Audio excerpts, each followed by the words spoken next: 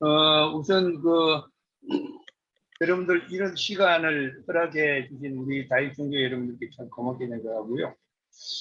저는 다익선교회 이 여러분들 보면 참 굉장히 감사하게 생각합니다.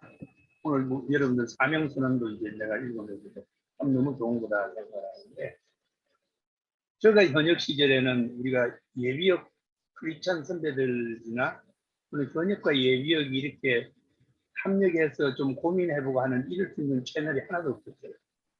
전부 개인 교회 중심으로, 공교회 중심으로나 또는 자기 개인 신앙을 했지 이런 연결이 없었는데, 하나님은 점점 이제 여러분들 발전하게 하셔서 이 가인성교회라는 것을 이렇게 설립을 해가지고 여러분들이 하고 있다는 것이 얼마나 감사하고 좋은 일인지 모릅니다. 그래서 제가 여러분들이 이렇게 어쩌다가 이제 한 달에 한 번씩 이렇게 접하지만은 상당 부분에 계시는 분들이 옛날에 나하고 같이 근무를 했거나 이런 분들이고 이제 그런 분들이기 때문에 굉장히 힘이 돼요. 동기가 되고. 그래서 나도 이게 나이 들어 늙음하게 이런 얘기를 여러분들하고 같이 나눌 수 있다는 건 참 복이다. 참 감사하다고 그렇게 생각을 합니다. 사실은 제가 오늘 이 주제를 여러분들하고 얘기를 하려고 이렇게 생각을 하면서도 상당히 기도를 했습니다. 왜냐하면은 이 얘기를 그렇게 내놓는 것이 좋을까? 아니면은 여러분들이 좋은 그림이 나올 때까지 그냥 자꾸 가만히 앉아서 기다리면서 서로가 이렇게 기도하면서 기다리는 게 좋을까 하는 그런 생각을 하다가 이제 지난번에 말씀을 이제 우리 홍일 회장이 부탁을 하셔서 이왕에 그렇게 시간을 주셨으니까 이게 한번 그러면은 개인적인 견해지만은 한번 나눠보는 게 어떨까 하고는 제가 이제 이렇게 그림을 한번 그려보면서 얘기를 드립니다. 그래서 이 주제는 특히 제가 개인적인 견해고 또 여러분들의 선교 전략에 조금이라도 도움이 되었으면 좋겠다는 생각이고, 이것 자체가 어떤 구속력을 갖거나 또는 이렇게 하자는 식으로 밀고 나가는 것은 전혀 아니다. 그냥 아이디어를 제공해서 여러분들이 그동안에 생각해 왔던 데 조금 더 이렇게 뿔을 붙여서 좀 더 많은 생각을 할 수 있도록 이렇게 한번 계기를 좀 만들 수 있는 그런 계기가 됐으면 좋겠다는 그런 생각으로 이렇게 좀 나누고자 합니다. 오늘 주시는 말씀은 우리 사도행전 10장 34절에서 35절에 나와 있는 말씀입니다. 이거 전부 다 같이 한번 우리 합독을 해서 같이 읽도록 하겠습니다. 시작. 베드로가 입을 열어 말하되 참으로 하나님은 사람을 얼굴로 보지 아니하시고 각 나라 사람 중에 경외하며 의를 행하는 사람은 다 받으시는 줄을 깨달았도다. 아멘. 여러분들 너무 잘 아시는 말씀입니다. 사도행전 10장에 그 베드로가 고넬료를 만나고 난 다음에 고백하는 그런 일. 사실은 이제 우리가 이걸 할 때 우리 밑그림을 성경적인 기초를 저는 고넬료의 구해드리라는 데를 찾아보는 거죠. 우리 이름은 여호수아이고 뭔 단어를 줬습니다만 고넬료의 구해드리라는 데서 뿌리를 찾는 것이 필요하지 않습니다. 하지만 이 말씀은 가지고 나왔습니다. 여러분 알다시피 사도행전 10장 상당히 특이하죠. 초대교회의 사도들이 이루어지는 각종의 그 활동들이 행전으로 쭉 나와 있는데, 구원보에 가면 주로 이제 바울의 활동이 많이 나옵니다. 사도행전 10장만 유일하게 베드로라는 민간 사역자와 그 다음에 처음으로 나타나는 로마 군대의 한 장교, 하나님을 어떤 형태든지 알았던 고넬료라는 한 장교의 만남을 한 장에다가 처음부터 끝까지 기록하는 그런 특이한 장입니다. 아주 소상하게 기록이 되어 있습니다. 여러분 이제 그게 처음에 시작하는 거 보면은 고넬료는 그 기도와 구제가 하나님 앞에 상달되어서 기억하신 바 된 믿음 좋은 로마군의 장교였습니다. 그래서 베드로는 우리 잘 아시다시피 주님의 사도자 가장 영향력 있는 초대교회 지도자였죠. 그리고 그런 유대인들을 상대로 해서 복음을 전도하는 그런 일이 있었습니다. 그런데 이 하나님의 특별하신 간섭이 그들을 만남을 이루게 했습니다. 이것이 나중에는 이방선교 천년회가 되게 하죠. 그런 사건이 일어난 것도 사실 사도행전 10장에 나와 있는 상황입니다. 그래서 이러한 사도행전 10장의 상황을 보면서 이런 것을 생각해 봤습니다. 그 당시 초대교회 당시에 이방인과 군인들에 대한 인식이 어땠을까? 모르긴 해도 고넬료를 만나기 전까지 베드로 역시 이방인은 자기 선교의 대상이 아니었다는 거예요. 그리고 유대인들만 찾아서 이게 선교를 했어요. 그리고 당시 군인들은 예수님 행적과 관련해서 악영의 아주 대행자들로서 아주 인식되어 있는 사람들입니다. 여러분 잘 알다시피 호적조사 명령을 내려서 그 요셉과 이 마리아가 자기 이제 베들레헴으로 그게 이제 저희 인구 컨센서스에서 등록하러 가죠. 거기서 결국 예수님 말구유에서 나시게 되는데 이 호적조사 명령을 내린 가이사 아우구스도나 총력 구례를 전부 군인 장군들입니다. 그 다음에 또 여러분 동방박사들이 탄생한 예수님 찾아와서 헤로당을 만나게 되는데 돌아갈 때 날 좀 만나자 그랬는데 그냥 바이패스. 이 헤로당이 쏟고 나니까 이게 이 부풀을 해가지고 그 당시에 계산을 해가지고 3살짜리 이 아이들을 몽땅 다 죽이라고 명령을 해서 차례 명령의 수행자들이 군인들입니다. 예수님 조롱하고 또 십자가의 못을 박은 사람. 이 지금 전부 로마 군인들입니다. 또 예수님의 무덤을 지키던 이 군인들이 뇌물을 받고 그 제자들이 시체를 이렇게 훔쳐갔다는 거짓 루머를 퍼뜨린 자들도 군인들입니다. 이런저런 이유 때문에 군인들에 대한 초대교인의 이식에는 분명히 두려움과 경계심이 있을 것이고 베드로 역시도 예외는 아니었을 겁니다.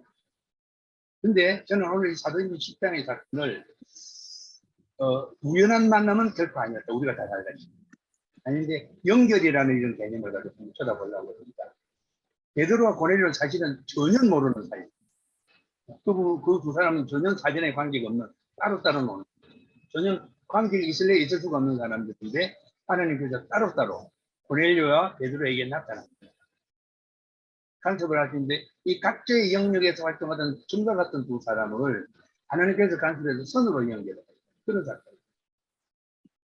거기서 나오는 새로운 베드로라 하여금 영적 깨달음이 베드로의 고백이 나오고 그리고 우리가 군인의 입장에서 보면은 사도행전 10장은 저는 이 사도행전 10장의 말씀을 가지고 우리 세계 기독군인의 우리 딴 나라에 가서 이 말씀을 왜 우리가 밀리터리 미니스트리냐 군사행위 했을 때 이 말씀할 때 이 연결작전의 얘기를 자주 하고 있습니다. 그래서 군사작전에 보면 연결작전인데 이게 하나님의 연결작전입니다.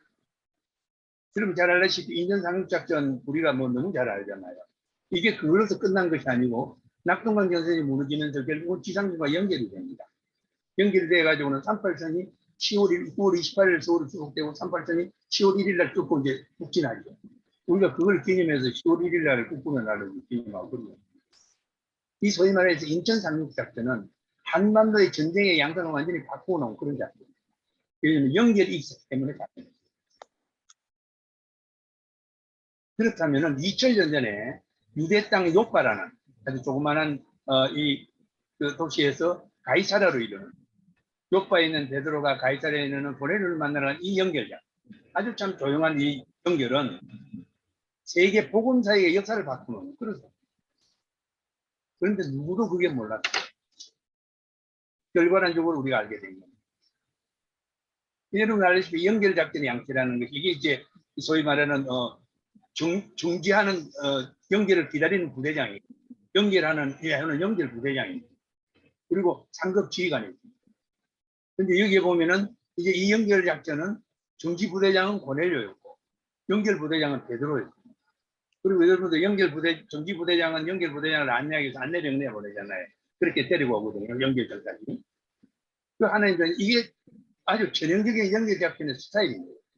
근데 가만히 이제 놓고 보면은 정지 부대장한 고넬료는 말을 참 기마병의 로마 군대의 장교입니다.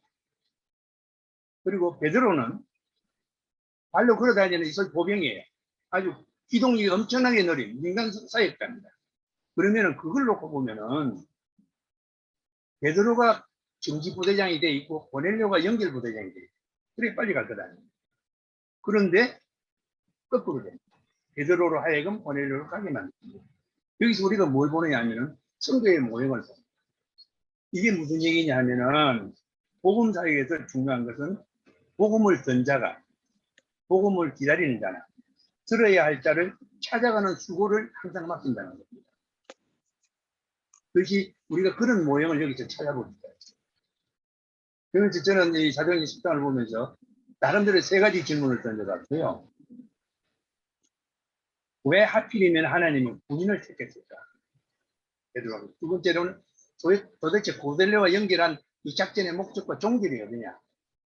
그 다음에 이게 고넬료에서 끝난 거냐? 하는 걸 하면 의문점을 가지고 한번 질문을 해봤고. 그래서 첫 질문이 왜 군인을 택했을까 하는 겁니다. 그래서 여기서 군인이 이 질문을 놓고 군대의 직무 특성과 복음사역의 특성에 공통점이 없을까 하는 생각입니다. 그 하나가 전쟁입니다. 군대는 육신적인 전쟁을 업을 하는 그런 집단인데 복음사역은 뭡니까? 이 영적 전쟁을 치러내는 그런 사역입니다. 그런 데서 전쟁이라는 공통점을 갖고 그 다음에 원정군이라는 군대는 자국의 영토를 확장하거나 국가 이익을 위해서 자기 울타리 밖으로 나가서 전투를 합니다. 우리도 복음사역도 내 울타리와 국가 경계선을 넘어서 열방으로 나가는 원정군을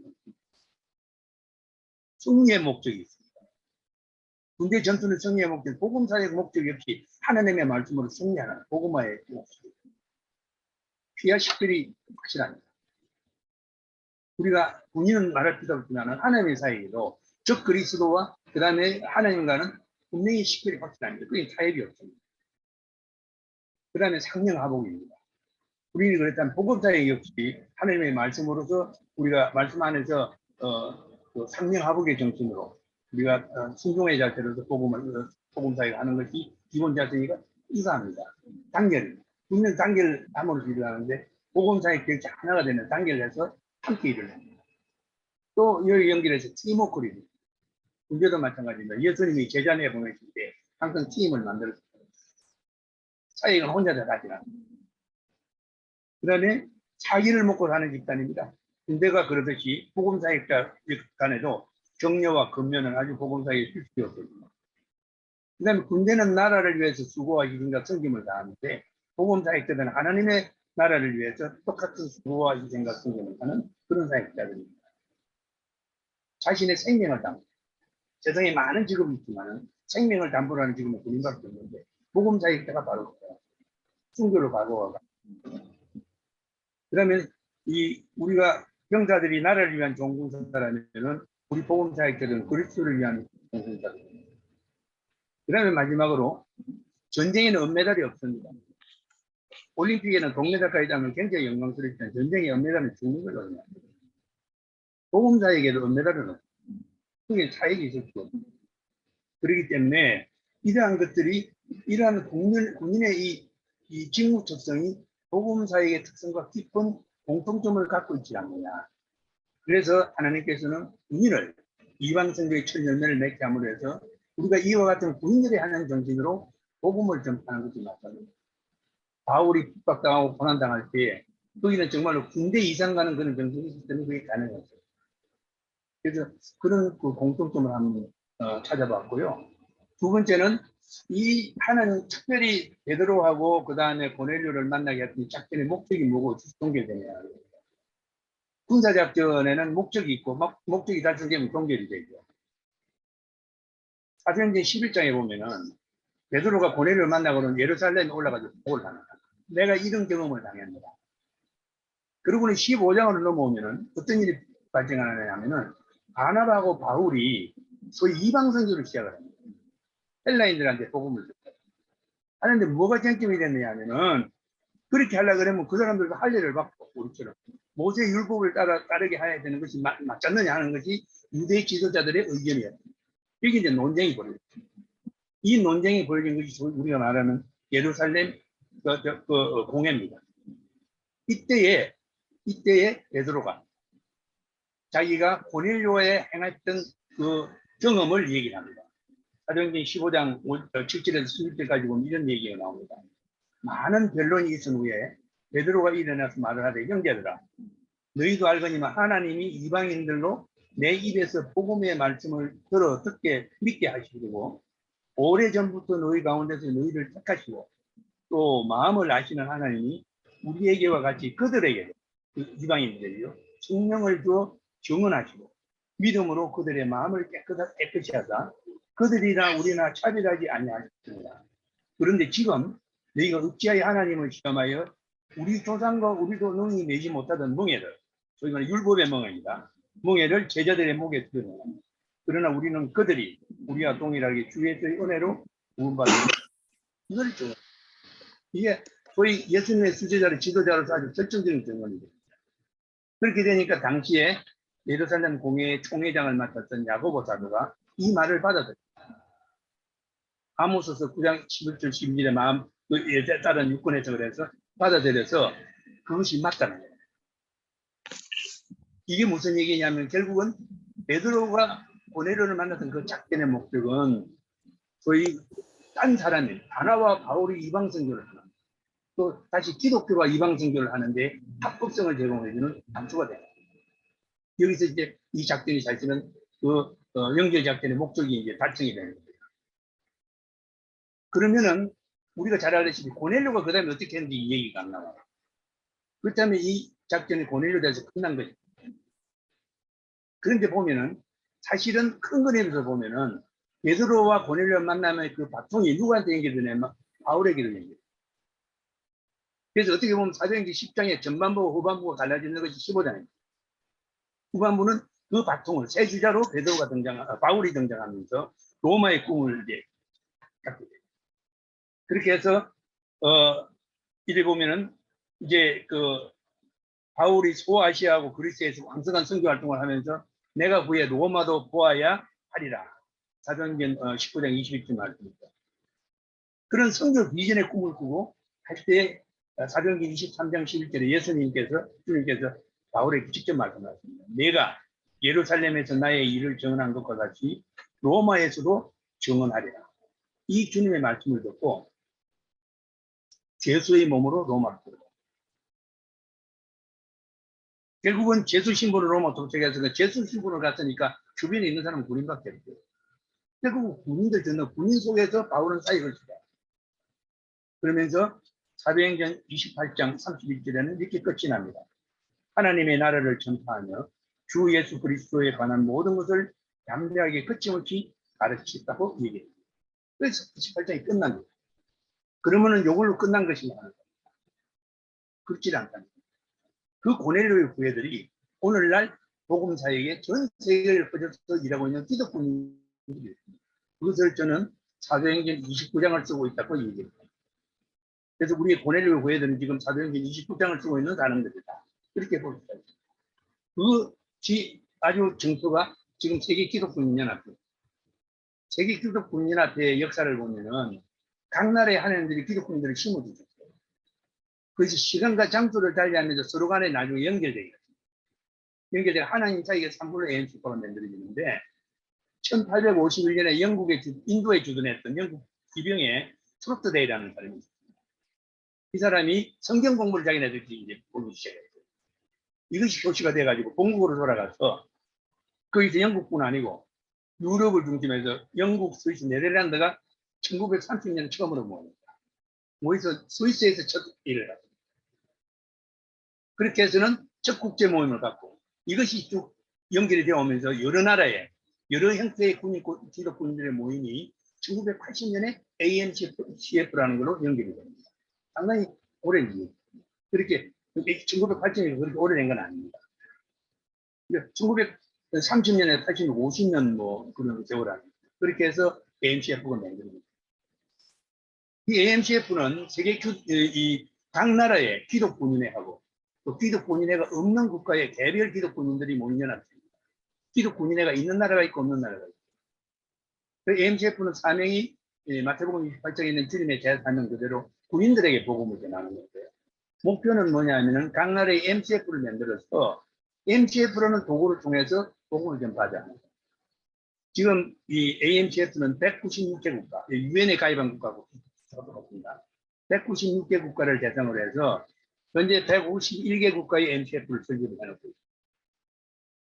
그런데 그 MCF의 사정이 나라마다 너무 천차만별 달라요. 한국이나 브라질이나 미국, 영국처럼 탄탄한 MCF를 가지는 그런 나라들이 있는 반면에 문패만 달아놓고 시야에 숨어서 활동을 하지 않으면 생명에 위협을 받는 그런 나라다. 말은 MCF지만 그 상황은 너무 다르다. 그러니까 복음을 전하는 환경도 너무 다르다. 그럼에도 불구하고 그 사이에는 어떤 차별이 있을 수가 없기 때문에 MCF 모토를 가나다에서 3장 28절에 있는 그리스도 예수 안에서 하나다. All are in Christ Jesus. 이게 세계 MCF의 그 모토입니다. 우리도 그 멤버들이거든요. 그러니까 그거를 우리가 알고 있어야 돼요. 그 다음에 이제 이 MCF는, AMCF는 회장단이 구성이 되어 있는데, 한 명의 회장 밑에 14명의 부회장으로 구성이 되어 있어요. 지역 부회장들. 회장은 10년간 이제 공사를 하는데, 지금은 스리랑카 육군 참모총장 출신 위라수리아 예비 육군 대장이 하고 있습니다. 이분 이전에는 우리 합참의장 하시는 이필습 장로님이 대장을 했습니다.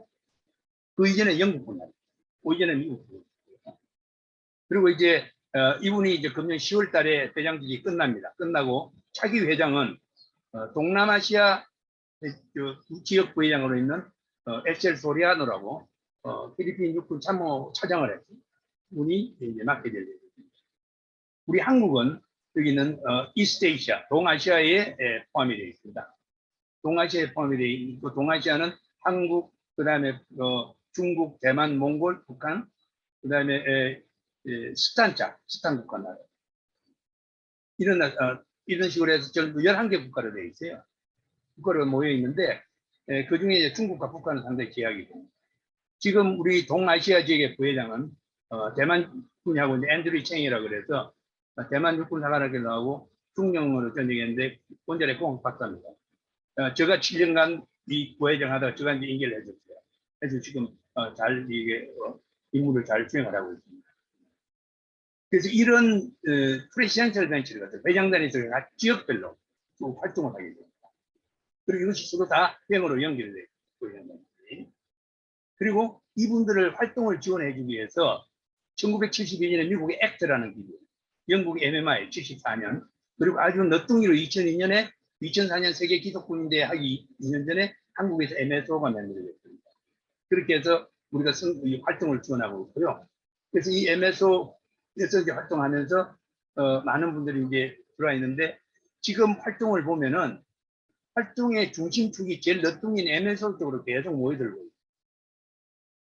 그래서 우리 지금 해병대에서도 저도 이제 좀 시작부터 좀 참석 멤버이기 때문에 들어갔지만은 우리 최상복 대령도 거기 와서 이제 오랫동안 일하고 있고요. 최근에 우리 여기 있는 우리 김희수 장로님 또 그러니까 저 나주에 있는 이 신홍규 신홍기 장로님, 그다음에 우리 이기남 집사님 이런 분들이 지금 들어와서 같이 일을 하고 있습니다. 이런 큰 그림 속에 있는 것이 대한민국에 있는 우리 대한민국 기독군입니다. 우리 기독군인에는 6.25 전쟁 직후에 12명의 오시오를 시작을 했는데 56년도 12월 달입니다. 이때의 핵심 멤버들이 12명이 오시오를 시작할 때 4분이 해병대 장교입니다. 그 중에 이 문희석 중령님은 그 당시에 중령이었는데 이분이 초대 회장 하셨어요. 하시고 나중에 박정희 그 혁명정부의 문교부 장관하고 전역하시고 당국대 총장까지 하셨어요. 그리고 지금 다 돌아가시고 여기는 이재규 장로님이 영락교회 원로 장로님으로 지금 안이 넘으셨는데 지금도 계십니다. 따라서 존경하십니다. 이분이 최근에 그 OCU의 창설에 대한 히든 스토리를 쓴 게 지금 우리 기독군 장교 회보에 나와 있습니다. 예배 기독군의 회보에 나와 있는데 제가 자료를 조금 이제 전달해 드리니까 나중에 읽어보시면 좋을 겁니다. 이때 이 문희석 회장님이 처음에 있을 때 이걸 설립해서 그때는 육해공군이 이제 같이 들어오는 거예요. 공군은 나중에 이제 설립됐습니다. 그래서 그 주도하면서 하나님을 위해서 나라를 위해서 우리가 뭘 해야 될 것인가 이거를 같이 기도하면서 서로 논의를 했습니다. 이것이 나중에 For God, for Country 소위 KMCF의 표가 된 겁니다. 여러분들 해병대 선배들이 이거 맺는 거예요. 우리가 그걸 알고 있어요. 지금 한 6만 명 조직으로 되어 있는데 제가 전 세계로 돌아다니다 보면은 군대 내에 합법적으로 전동할 훈련을 할 수 있는 세계 유일한 국가 대한민국밖에 없습니다. 미국도 안 돼요. 영국도 안 됩니다. 우리만 할 수가 있어요. 전동을 하는 겁니다. 그래서 비전 2020에 한 번에 8,506명이 기네스북에 올라갔죠. 군 합동세례를 받은 것이 군 훈련소에 있었고요. 그동안에 지난 한 20여 년 동안에 25년 동안에 약 420여 명의 군인이 세례를 받았습니다. 이게 비전 20 당공으로 진행이 돼요. 이렇게 양육된 기독군인들이 세계기독군연합회와 연결돼서 MSO를 통해서 세계군인회가 세계기독군인회 회장했던 이필섭 회장님도요. 사관학교 들어올 때까지 무교였어요. 육군사관학교 와서는 친구 전도 받아가지고 예배당 갔습니다. 그런 분이 세계기독군인회 회장입니다. 세계기독군인회 지도자입니다. 그분이 한번 가면은요, 서로 난리 납니다. 얼마나 존경받는 지도입니다. 결국 우리가 군대에 있을 때 복음받은 분들이 이런 사역을 하고 있다는 것을 우리가 알고 있어야 되고, 이렇게 우리 해병대 선교가 사실은 혼자인 것 같지만 이 큰 그림에 연결이 되어 있다는 거예요. 우리가 이 그림을 같이 품고 우리 선교 전략을 한번 짜보자 하는 그런 생각을 하고 있습니다. 여기에 우리가 무시할 수 없는 것이 해병대 문화입니다. 해병대라는 게 73년 지금 됐는데 적은 군대, 우리 60만 군대에서 3만여 명이 얼마입니까? 20분기 일환입니다. 이 작은 군대가 지금까지 생존해 오면서 해병대라는 아이덴티티를 살려줬다는 것은 이건 보통 군대가 아니거든요. 그것도 없어졌다가 다시 한번 살아난 거 아닙니까? 그래서 이 해병대라는 이 문화를 우리가 무시하고 있습니다. 특히 그 중에서는 선배들의 믿음을 개선하는 성경, 이 문화. 육군 성교회, 해군 성교회, 공군 성교회라는 건 없습니다. 그런데 유독 해병 성교회만 있어요. 그래서 저는 개인적으로 해병대의 가치를 세 가지로 봅니다. 하나는 정체성의 가치입니다. 해병대라는 이름. 이거는 해병대를 있는 사람들이, 있는 사람에 나온 사람은 특별한 의미를 갖습니다. 거기에 대해서 이유를 묻지만 해병대는 해병대예요. 거기는 해병대만 갖고 있는 이야기의 문화가 있습니다. 해병대만 갖고 있는 상징성의 문화가 있습니다. 해병대만 갖고 있는 언어의 문화가 있습니다. 누구나 해병이 될 수 있다면 나는 결코 해병대를 택하지 않을 것이다. 상당히 뺐다간 얘기죠. 딴 사람이 그러면. 근데 해병대의 문화는 우리의 얘기입니다. 한 번 해병은 영원하네. 우리가 갖고 있는 우리의 고유의 언어들이 있습니다. 그리고 해병대가 갖고 있는 책임감 하나가 되는 거예요. 그 다음에 하나가 유용성의 가치. 항상 적은 군대지만 자기보다 큰 역할을 하는 전국 군대. 육군 3만 같으면요. 일개 군단의 B급 군단보다도 적어요. 근데 그 적은 병력 가지고 제주도, 백령도 끝머리부터 제주도 끝까지 전국에 다 뿌려놨어요. 그런 군대 없어요, 대한민국. 그리고 연합성과 합동성을 가장 잘할 수 있는 군대. 그 오래전부터 우리는 국민의 군대로서 초창기부터 이념이 진현정 산행을 이렇게 국민의 군대를 뿌리려고 시작한 겁니다. 이러한 우리의 문화를 이제는 해병대 내에 있는 우리 기독군인들이 기독교적 가치의 해병대 문화로 변화시키는, 소위 트랜스포밍 칼처. 기독교 문화를 변화시켜서 해병대의 문화를 재창출하는 임무를, 소명을 하나님으로부터 받은 사람들이 아닙니다. 저는 그런 생각을 해봅니다. 그러면서 우리가 갖고 있는 고유의 문화에 우리의 기독교의 기독군인의 정신을 잘 접목시켜서 정말로 해병대가 그리스도의 군대로서 택할 것입니다. 이걸 한번 고민해보자 하는 그런 얘기입니다. 그래서 선교 전략의 구상에서 무엇보다 이렇게 우리가 비전 스테이트먼트가 있으면 좋겠는가. 그래서 비전 스테이트먼트의 키워드는 해병대를 그리스도의 군대로라는 이 키워드를 가지고 한번 생각해보면 좋겠는가. 그래서 관련되는 성경의 문구를 두 군데를 제가 픽업을 해서 여러분들에게 제시를 했습니다. 두 번째는 사명입니다.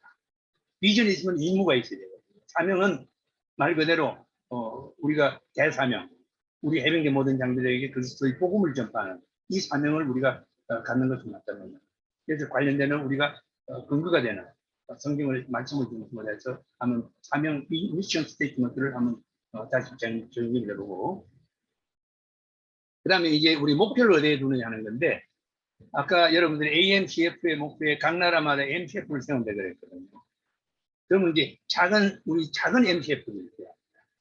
그래서 한국 KMCF 내 각군의 MCF가 있지만, 그게 작은 MCF. 그 지금 대대급 이상 MCF로 활성화하는 것이 우리가 이 전국적인 트렌드입니다. 그래서 해병대도 대대급 이상, 격오지는 그에 상응하는 모든 제대에게 MCF를 설립하고 활성화합니다. 또한 같은 경우는 대대급 제대 하더라도 집결되어 있으니까 연대급으로 모이기가 더 쉬울지도 모르겠습니다. 부대마다 더 다르게 얼마든지 그건 우리가 변형할 수 있죠. 그러나 백령도라든지 또는 이사당 같은 데 객원이 떨어져 있으면 중대급에도 세울 수가 있다. 그래서 그렇게 우리가 맞춤식으로 하는 것이죠. 그렇게 해서 선교의 전략은 말 그대로 기도와 말씀 중심이 출제가 돼야 되고 제자 훈련 중심, 우리가 리더가 되기 전에 제자가 먼저 돼야 됩니다. 무엇보다도 MCF 중심으로 활동을 한다.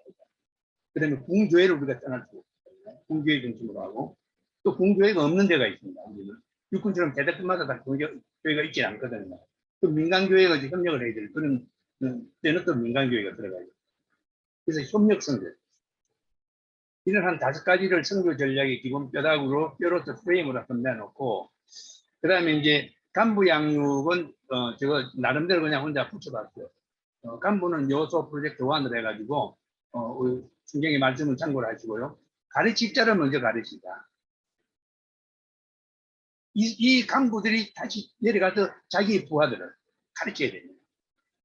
근데 초급 간부는 미래의 리더로서 우리가 정말 갖출 수 있는 것을 가르쳐보자. 우리가 나오는 이제 부사관들이나 장교들 인간해가지고 나오잖아요. 이분들이 이제 초급 간부들이죠. 미래의 리더. 중견 간부는 성숙된 리더. 경험해. 그 다음에 선임 간부는 리더들을 리더할 수 있는 리더. 그렇게 한번 우리가 가르쳐보는 그런 프로젝트를 만드는 거냐. 양육하는 프로젝트를 만들어보자 하는 거고요. 병들은 좀 단순화시켰다. 프로젝트 2로서 소위 요수화 해병이라는 양육 프로젝트를 제가 하는 이름을 붙여봤습니다. 요수화 모델인데 우리가 병 사회에서 많은 병정생활에 문제가 일어납니다. 이거를 많은 지휘관들이 많은 방법으로 해결하려고 여러 가지 노력을 하고, 근데 우리 크리스찬의 입장에서는 하나님의 사랑이 제대로 들어가 있으면 병령의 문제가 안 일어나는 것입니다. 그렇다면 우리가 다시 한번 이걸 보면서 우리 병사들 한 사람 믿음과 용기와 충성으로 무장된 병사를 우리가 잘 기르려면 이거 시너지 효과가 바로 우리의 군 저변 문제를 해결하는 데 엄청난 시너지 효과를 일으킵니다. 그래서 이 아이들이 그렇게 자라서 훌륭한 시민으로 배출됐습니다. 그런 아이들을 좀 요소화 해병을 빌려보는 그런 프로젝트가 있는 생각을 해봤습니다. 활동하는 방향은 여기 우리 AMCF의 그 기능입니다. 이렇게 해서 6가지입니다. 기도와 방문과 모임과 소통, 가르침과 격려입니다. 이것이 이제 구체적으로 이렇게 파생이 되면은 해야 될 일들이 쭉 나옵니다. 뭐 기도의 날은 어떻게 하며, 또 해병대 기도는 어떻게 해야 됩니까? 어떻게 방문할 거냐, 어떻게 모일 거냐, 구체화되겠죠. 이 프레임을 가지고 한번 짜보는 것이 어떻습니까? 그렇게 해서 실행 로드맵을 좀 구체적으로 발전시킨다면은 여러분들이 하고 계시는 다윗선교의 요소 프로젝트도 그 중에 하나로 발전시켜요. 그렇게 되면 큰 그림 속에서 하나가 돼요. 목표 지향적으로 같이 나갈 수 있습니다. 추진시에 좀 유념해야 될 사항으로 현역 MCF가 뭐 얘들 중심에 서게 해요. 참 어려운 주문입니다. 그럼에도 불구하고 우리는 현역을 위해서 일을 하는 거지 우리 예비역의 만족을 위해서 하는 건 아니잖아요. 그러면은 힘들지만은 현역 MCF가 시간이 걸리더라도 중심에 서요. 그 다음에 서로 연결되게 현역의 상하, 횡적으로 예비역과 서로 연결되게 해요. 이 결과로 우리 MCF와 군종 목사님들과 예비역과 유관기관들이 협력사역을 한다. 예비역 선배들의 롤은 MCF 요구에 지원과 협력하는 것이고 우리가 간섭하고 가르치려고 들지 말자. 이것을 저는 생각을 합니다. 그렇게 하고 프레이 앤드 플랜 원칙을 준수하자. 기도하고 계획하라. 우리 예수 믿는 사람들이 실수 많이 하는 것이 자기가 계획해놓고는 하나님한테 기도합니다. 하나님 이렇게 했으니 주십시오. 믿습니다 합니다. 그건 하나님 안 주세요. 기도하면서 뜻을 먼저 구해야 됩니다. 그래서 거기서 받은 것을 가지고 그것만큼만 해야 됩니다. 그게 하나님의 뜻입니다. 그렇기 때문에 기도하고 계획하는 원칙을 중심해서 이렇게 실행 계획을 세워나가면 어떻겠는가 하는 것을 한번 아이디어로 여러분들하고 같이 나눠보고 되겠습니다. 저는 여기까지 여러분들에게 말씀을 드리고 혹시라도 질문이 있으면 자유롭게 부탁드립니다. 고맙습니다.